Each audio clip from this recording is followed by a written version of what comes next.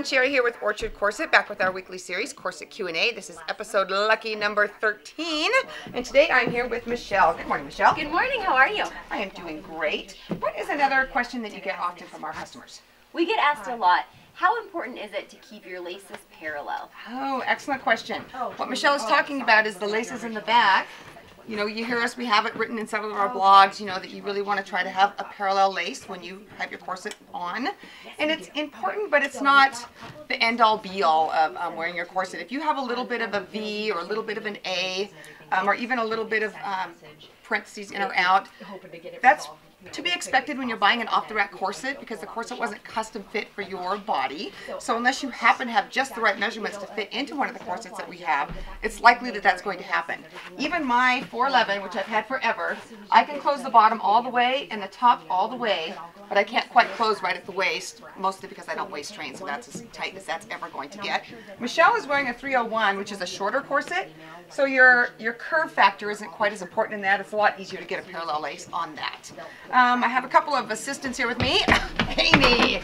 So we can see Amy is wearing our 305, and the top of the 305 is about the same as our 411, but the bottom doesn't have nearly as much curve, and Amy's got quite a bit of hip curve. So you can see on here she gets this, what we call this A-shaped lace. So if I was helping her and she sent me this picture and I was a customer service representative here, I would think, you know, maybe a 411 would be a better fit.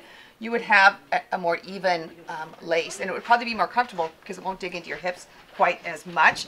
And then Amber is wearing a 426, and Amber now is actually able to wear a 426 a little bit better than what she once was. But even with her, you can see that she's got a bit of a parenthesis going because she has no problem closing the top and no problem closing the bottom, but she can't get the middle closed.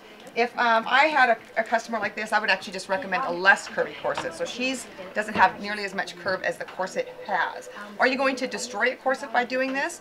Not likely. You will see that when you get this parenthesis, you are probably going to get the bones twisting right here. You're not going to be able to undo that once that happens, so that's just something to keep in mind. But it's better to have the corset be a little bent than to have your body be a little bent. So yes, it's nice to have them parallel, but it's not really the end-all be-all. So give yourself a little bit of breathing room in that. Does that help? Excellent. Thanks so much, Sherry. Awesome. Thank you so much, ladies, for your help. We'll see you back here next week at our Corset Q&A. Until then, make sure you check us all out at www.orchardcorset.com.